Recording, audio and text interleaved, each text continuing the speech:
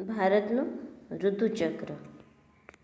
આપણા દેશમાં લગભગ બે માસના સમયગાળા દરમિયાન હવામાન લગભગ એક જ સરખું રહે છે. આ બે માસના સમયગાળાને ઋતુ કહીએ છીએ. કે આપણે જોઈએ તો આપણા દેશમાં દર 2 મહિને એનો સમયગાળો હોય એ દરમિયાન હવામાન સરખું રહે છે. અને એ બે મહિનાનો સમયગાળો છે એને આપણે ઋતુ કહીએ છીએ. ભારતમાં પરંપરાગત રીતે આપણે જોઈએ તો 6 ઋતુઓ ગણવામાં આવે છે. ભારતમાં પરંપરાગત રીતે 6 ઋતુઓ ગણવામાં આવે છે: હેમંત, શિશિર, વસંત, ગ્રીષ્મ, વર્ષા અને શરદ. હવે આ ઋતુઓમાં પણ નજીક આવતી 2 ઋતુઓમાં હવામાનની પરિસ્થિતિમાં બહુ મોટો તફાવત જોવા મળતો નથી. કે આ બે ઋતુઓ છે એ 2 ઋતુઓમાં હવામાનની પરિસ્થિતિમાં બહુ મોટો તફાવત જોવા મળતો નથી. એટલે બે ઋતુઓને સાથે ગણી લઈએ તો વર્ષની મુખ્ય 3 ઋતુઓ જ ગણાય: શીત ઋતુ એટલે કે શિયાળો, ઉષ્ણ ઋતુ એટલે ઉનાળો અને 3 વર્ષા ઋતુ. ભારતમાં ઋતુઓ સ્પષ્ટપણે બદલાતી અનુભવાય છે.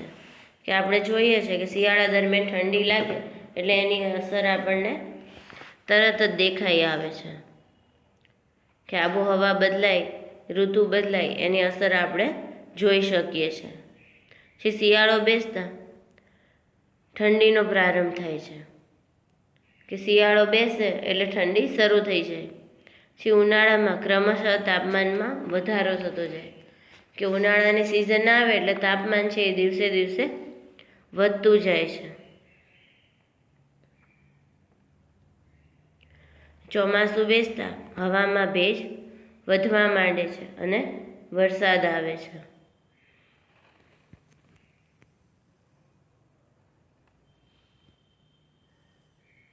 ભારત સરકારની દિલ્હી ખાતે આવેલી હવામાન ખાતાની કચેરી છે એણે ભારતની આબોહવાના સંદર્ભમાં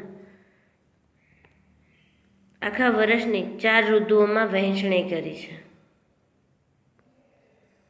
તેમાં પહેલી ઋતુ છે શીત ઋતુ, શિયાળો. તેનો સમયગાળો છે ડિસેમ્બરથી ફેબ્રુઆરીનો. પછી ઉષ્ણ ઋતુ એટલે કે ઉનાળો છે એનો સમયગાળો છે માર્ચથી મે મહિના સુધી.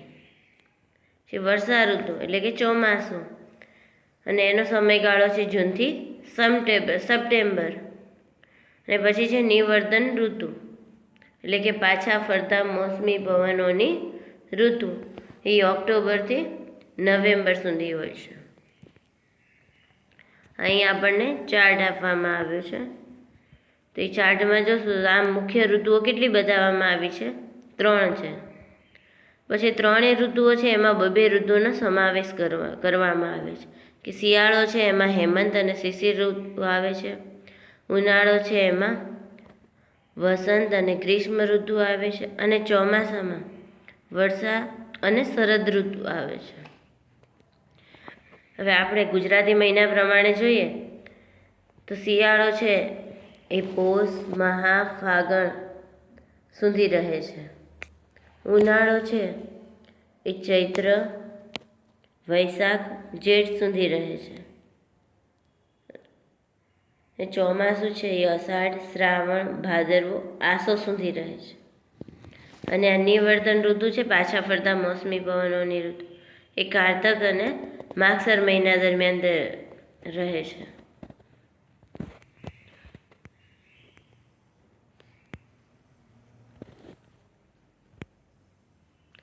શીત ઋતુ એટલે કે શિયાળો એ ડિસેમ્બરથી ફેબ્રુઆરી દરમિયાન હોય છે. ભારતમાં ડિસેમ્બરથી ફેબ્રુઆરી 3 માસના સમયગાળાને શીત ઋતુ કે શિયાળો ગણવામાં આવે છે. આપણે જોઈએ કે ડિસેમ્બરથી ફેબ્રુઆરી સુધીનો જે 3 મહિનાનો સમયગાળો છે એને શિયાળો ગણવામાં આવે છે. 22 સપ્ટેમ્બરથી 21 માર્ચ સુધી સૂર્યના કિરણો દક્ષિણ ગોળાર્ધમાં સીધા પડે છે. ક્યારે? 22 સપ્ટેમ્બરથી 21 માર્ચ સુધી સૂર્યના કિરણો એ દક્ષિણ ગોળાર્ધમાં સીધા પડે છે. ભારત ઉત્તર ગોળાર્ધમાં આવેલો હોવાથી ડિસેમ્બરથી ફેબ્રુઆરી સુધી સૂર્યના ત્રાંસા કિરણોની અસર હેઠળ હોવાથી ઓછું તાપમાન અનુભવાય છે. આપણો દેશ છે એ ઉત્તર ગોળાર્ધમાં આવેલો છે અને એને લીધે ડિસેમ્બરથી ફેબ્રુઆરી દરમિયાન સૂર્યના કિરણો ત્રાંસા પડે છે અને સૂર્યના કિરણો ત્રાંસા પડવાથી તાપમાન ઓછું અનુભવાય છે. મધ્ય એશિયામાંથી ભારત તરફ દક્ષિણ પૂર્વ દિશામાં પવન વાય છે. મધ્ય એશિયામાંથી ભારત તરફ કઈ દિશામાં પવનો વાય છે? તો દક્ષિણ પૂર્વ દિશાના પવનો વાય છે. આ પવનો સૂકા અને ઠંડા હોય છે અને એને લીધે હવામાન સૂકું અને ઠંડુ હોય છે. આ ઋતુમાં આકાશ સામાન્ય રીતે વાદળા વગરનું સ્વચ્છ રહે છે.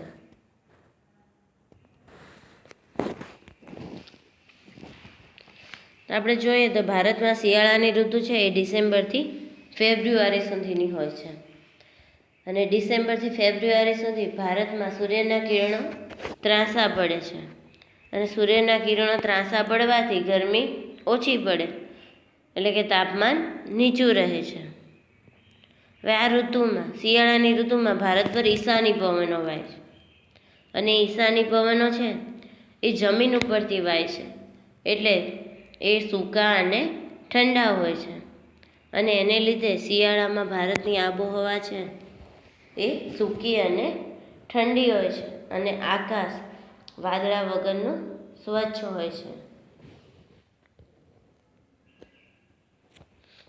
અને હવામાં ભેજનું પ્રમાણ ઓછું હોય છે અને એને લીધે ભારતમાં શિયાળો છે એ ખુશનુમા અને આરોગ્યપ્રદ રહે છે. ઉત્તર પૂર્વ ભારતમાં પ્રમાણમાં વધુ ઠંડો રહે છે કે આપણે ઉત્તર પૂર્વ ભારતમાં જોઈએ કે હિમાલય બાજુનો જે વિસ્તાર છે ત્યાં વધારે ઠંડી પડે છે કારણ કે તે સમુદ્રથી વધારે દૂર આવેલો છે અને તેનો અમુક ભાગ રણ પ્રદેશ છે. શિયાળામાં આ પ્રદેશ ઉપર હવાનું ભારે દબાણ તૈયાર થાય છે. આથી પવનની દિશા બદલાય છે. અહીંના ભારે દબાણમાંથી ઠંડા અને સૂકા પવનો ઉદ્ભવે છે. આ પવનો જ્યાં જ્યાં પહોંચે છે ત્યાં તાપમાનમાં ઘટાડો કરે છે. દિલ્હીનું શિયાળાનું તાપમાન ઘણીવાર 10 સેલ્સિયસ કરતાં પણ નીચું જાય છે. અલ્હાબાદમાં 16 અને કોલકાતામાં 18 તાપમાનની આસપાસ રહે છે. આ સમયે હિમાલયમાં તાપમાન ખૂબ ઓછું હોય છે. શિમલા, દાર્જિલિંગનું જાન્યુઆરી માસનું તાપમાન એ 5 જેટલું હોય છે. હિમાલયમાં જ્યારે હિમવર્ષા થાય છે ત્યારે ઠંડી અને ભારે હવા એ ઉત્તર ભારતના મેદાન તરફ ધસી આવે છે. પરિણામે આ મેદાનો સહિત રાજસ્થાન અને ગુજરાતમાં ઠંડીનું મોજું ફરી વળે છે.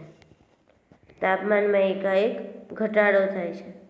કેટલાક ભાગોમાં હિમ પડતા કપાસ જેવા પાક છે એને નુકસાન થાય છે. અલબત્ત શીત ઋતુમાં ઊંચા પર્વતીય વિસ્તારોમાં સિવાય ભારતમાં તાપમાન છે એ ઠાર બિંદુએથી નીચું જતું નથી કારણ કે હિમાલયની ગિરિમાળાઓ મધ્ય એશિયા તરફથી આવતા અતિશય ઠંડા પવનોને રોકે છે અને ભારતને સખત ઠંડીથી બચાવે છે.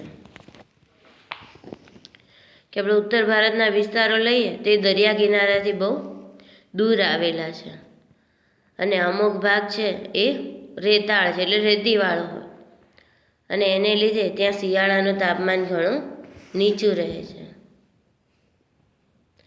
ઉત્તર ભારતમાં આપણે પૂર્વથી પશ્ચિમ તરફ જઈએ તો શિયાળાનું તાપમાન છે એ ઘટતું જાય છે કે જાન્યુઆરી મહિનો છે એમાં કોલકાતાનું તાપમાન 18 જેટલું, અલ્હાબાદનું 16 જેટલું અને દિલ્હીનું 10 કરતાં પણ નીચું તાપમાન હોય છે. હવે આ સમયે આપણે જોઈએ તો હિમાલયમાં તાપમાન ઘણું નીચું રહે છે, કે સિમલા અને દાર્જિલિંગનું આપણે જાન્યુઆરી મહિનાનું તાપમાન જોઈએ તો એ 5 અંશ સેલ્સિયસ કરતાં નીચું હોય છે. હવે હિમાલયમાં શિયાળામાં ઘણીવાર હિમવર્ષા થાય છે, અને હિમવર્ષા વખતે ત્યાંની ઠંડી અને ભારે હવા ઉત્તરના મેદાનમાં ઘસી આવે છે, અને એની અસરથી ઉત્તર ભારતમાં તેમજ રાજસ્થાન અને ગુજરાતમાં પણ ઠંડીનું મોજું ફરી વળે છે, અને તાપમાન એકાએક નીચું ઉતરી જાય છે. કેટલાક ભાગોમાં હિમ પડે છે, એને લીધે કપાસ જેવા જે પાકો છે એને નુકસાન થાય છે.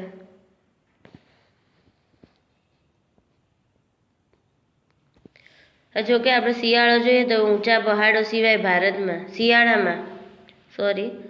શિયાળામાં ઊંચા પહાડો સિવાય ઉત્તર ભારતમાં તાપમાન ઠાર બિંદુ સુધી નીચે જતું નથી, કે જ્યાં પહાડી વિસ્તાર છે ત્યાં તાપમાન ઠાર બિંદુથી નીચે જાય છે, અને પહાડી વિસ્તારો સિવાયના જે ભારતના વિસ્તાર છે ત્યાં તાપમાન ઠાર બિંદુથી નીચે જતું નથી, કારણ કે ઉત્તર સરહદે આવેલી હિમાલયની ગિરિમાળા તેની પેલેપાર મધ્ય એશિયામાંથી જે ફૂંકાતા પવનો છે એ ખૂબ જ ઠંડા પવનોને રોકે છે અને ભારતને કાતિલ ઠંડીથી બચાવે છે.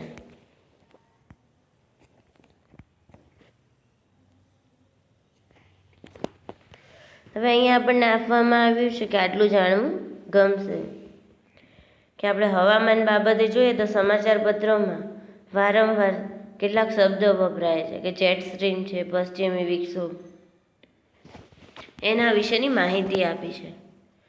બંને ગોળાર્ધમાં આશરે 30 અંશ અક્ષાંશની આસપાસ 8 થી 15 કિલોમીટરની ઊંચાઈના વાતાવરણમાં સર્પાકાર પટ્ટામાં અત્યંત વેગીલા પવનો વાતા જોવા મળે છે. ક્યાં જોવા મળે છે તો 8 થી 15 કિલોમીટરની ઊંચાઈમાં વાતાવરણમાં સર્પાકાર પટ્ટામાં અત્યંત વેગીલા એટલે કે ઝડપી પવનો વાતા જોવા મળે છે, અને આ જે પવનો છે એને જેટ સ્ટ્રીમ કે જેટ પવનો તરીકે ઓળખવામાં આવે છે. જેટ સ્ટ્રીમની સરેરાશ ઝડપ કલાકના આશરે 150 કિલોમીટર જેટલી છે, અને આ પવન પટ્ટાની મધ્ય ભાગમાં પવનોનો વેગ 400 કિલોમીટર જેટલો રહે છે, કે જે જેટ પવનો વાય છે એ મધ્ય ભાગમાં 400 કિલોમીટરની ઝડપે રહે છે. શિયાળામાં આ પવનો હિમાલયના દક્ષિણ ઢોળાવો ઉપર વાય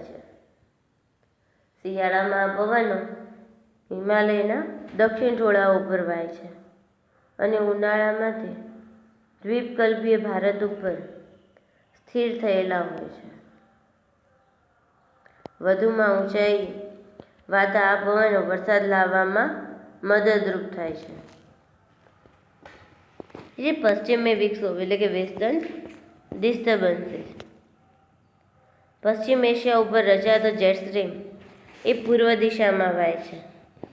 પશ્ચિમ એશિયામાં 8 થી 15 કિલોમીટરની ઊંચાઈએ છે વાતાવરણમાં તો આ જેટ સ્ટ્રીમ પવનો વાય છે. એ જેટ સ્ટ્રીમ પૂર્વ દિશામાં વાય છે, અને તેની અસર પશ્ચિમ એશિયાના દેશો, ઉત્તર પૂર્વ ભારત, પાકિસ્તાન તથા અફઘાનિસ્તાન ઉપર વર્તાય છે.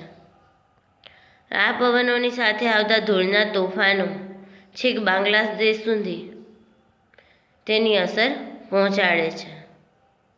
શિયાળામાં ઉત્તર ભારતના આ આહલાદક હવામાનમાં તે અવારનવાર વિક્ષેપ પાડે છે એટલે કે ડિસ્ટર્બન્સ પાડે છે, અને પરિણામે ત્યાં ઊંચા પહાડી પ્રદેશોમાં ભારે હિમવર્ષા અને મેદાની ભાગોમાં થોડો ઘણો વરસાદ પડે છે, અને જે રવિ પાક માટે ખૂબ જ આશીર્વાદરૂપ બને છે. હવે આને લીધે ઘણીવાર ગુજરાતમાં પણ કમોસમી વરસાદ પડે છે, અને કમોસમી વરસાદ પડે છે એને લીધે ખેતીના પાકને નુકસાન થાય છે.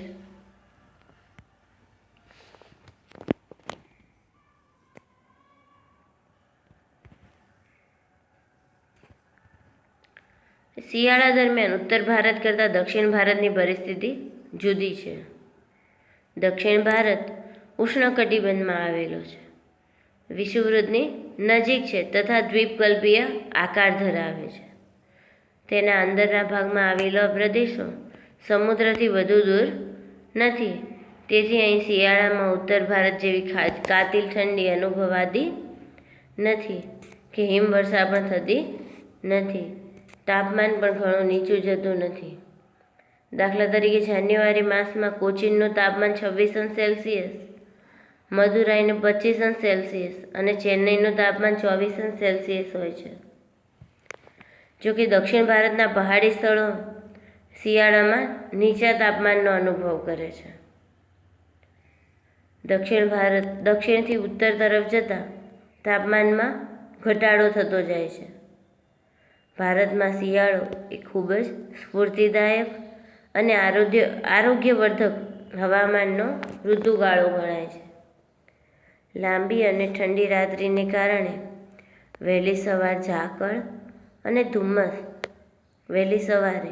ઝાકળ અને ધુમ્મસ ઘણા ભાગમાં અતિ સામાન્ય છે. દિવસો ટૂંકા અને રાત્રિ લાંબી હોય છે. શિયાળામાં જમીન પરથી વાતા સૂકા પવનો સામાન્ય રીતે વરસાદ લાવતા નથી, પણ ઉત્તર પૂર્વના મોસમી પવનો બંગાળની ખાડીને ઓળંગીને આવતા હોવાથી એ ભેજ લઈને આવે છે અને આ ભેજવાળા પવનો કોરોમંડળ તટ ઉપર વધારે વરસાદ આપે છે. ઉત્તર પૂર્વ ભારતમાં પશ્ચિમે વિક્ષોભ તથા વંટોળને લીધે થોડો વરસાદ પડે છે. પંજાબ અને હરિયાણામાં આ વરસાદ રવિ પાક માટે ખૂબ જ અનુકૂળ બને છે. આ પવનો ક્યારેક ગુજરાતમાં પણ વરસાદ આપે છે અને સમયે પડતા વરસાદને કમોસમી વરસાદ કે માવઠું કહે છે. દક્ષિણ ભારત છે એ ઉષ્ણકટિબંધમાં છે અને વળી તે દ્વીપકલ્પીય આકાર ધરાવે છે. અને દક્ષિણ ભારતના જે અંદરના ભાગો છે એ પણ સમુદ્રથી બહુ દૂર નથી, એટલે ત્યાં શિયાળામાં ઉત્તર ભારત જેવી કાતિલ ઠંડી અનુભવાતી નથી. આપણે જાન્યુઆરી મહિનામાં જોઈએ તો કોચીનનું તાપમાન છે એ 26°C જેટલું હોય છે. મદુરાઈ છે એનું તાપમાન 25°C અને ચેન્નઈનું તાપમાન 24°C જેટલું હોય છે. ભારતમાં દક્ષિણથી ઉત્તર તરફ જતા જઈએ તો શિયાળાનું તાપમાન છે એ ઘટતું જાય છે. જેમ કે મુંબઈ કરતાં દિલ્હીનું તાપમાન જોઈએ તો એ ઘણું નીચું રહે છે, કેમ કે જેમ જેમ આપણે દરિયા કિનારાથી દૂર જતા જઈએ છીએ તેમ તેમ તાપમાનમાં ઘણું ઓછું થતું જાય છે.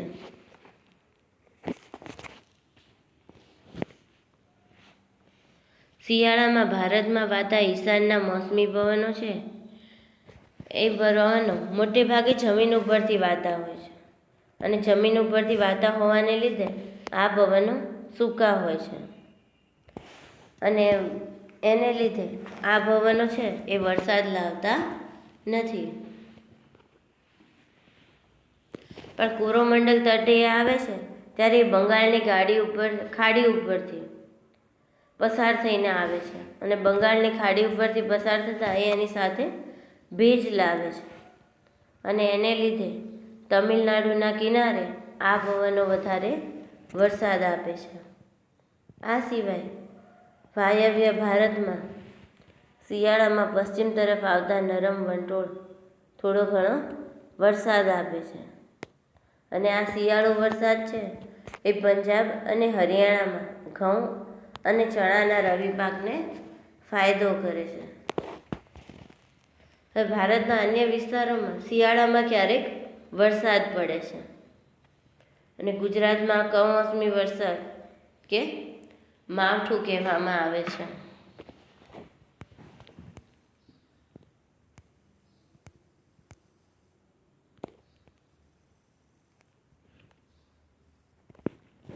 હવે અહીં આપણને આપવામાં આવ્યું છે કે ભારતના હવામાન બાબતે સમાચાર પત્રોમાં વારંવાર વપરાતા કેટલાક શબ્દો છે, એને ઓળખવાના છે. કે અલ નીનો. અલ નીનો છે એ સ્પેનિશ ભાષાનો શબ્દ છે અને એનો અર્થ જોઈએ તો નાનું બાળક એવો થાય છે. આ નામ પેરુના માછીમારોએ બાળ ઈસુના નામ પરથી આપેલ છે, કારણ કે સામાન્ય રીતે તેનો પ્રારંભ નાતાલની આસપાસ જોવા મળે છે. વાતાવરણીય તથા સામુદ્રિક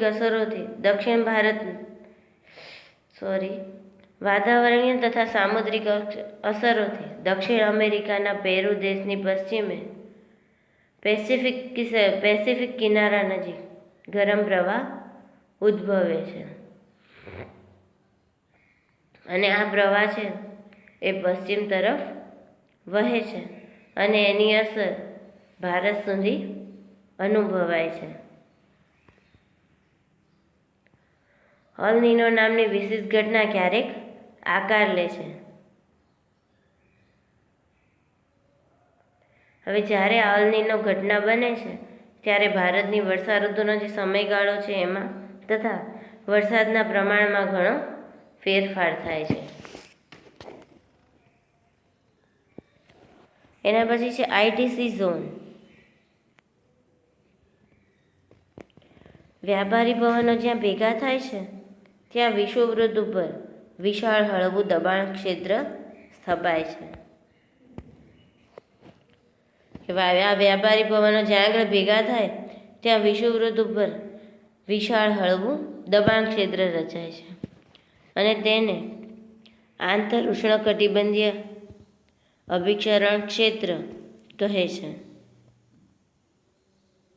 આ વ્યાપારી ભવનોના પ્રવાહ સ્વરૂપે ઊંચે ચડે છે. જુલાઈ માસમાં આ અભિક્ષરણ ક્ષેત્ર 20 અંશથી 25 અંશ ઉત્તર અક્ષાંશીય પ્રદેશો ઉપર સ્થિર થાય છે. ભારતમાં તે ગંગાના મેદાનો પર કેન્દ્રિત થાય છે. એને લીધે અહીં રચાતા હળવા દબાણ ક્ષેત્રને લીધે દક્ષિણ ગોળાર્ધના મહાસાગરો ઉપર ઉદ્ભવેલા આ પવનો ઉત્તર તરફ વાય છે અને એને લીધે ભારતના કેટલાક ભાગમાં વરસાદ પડે છે અને શીત ઋતુમાં એટલે કે શિયાળાની ઋતુ દરમિયાન આ અભિક્ષરણ ક્ષેત્ર વધુ દક્ષિણમાં ખસે છે અને એને લીધે પવનની દિશા એ ઉત્તર પૂર્વની થઈ જાય છે.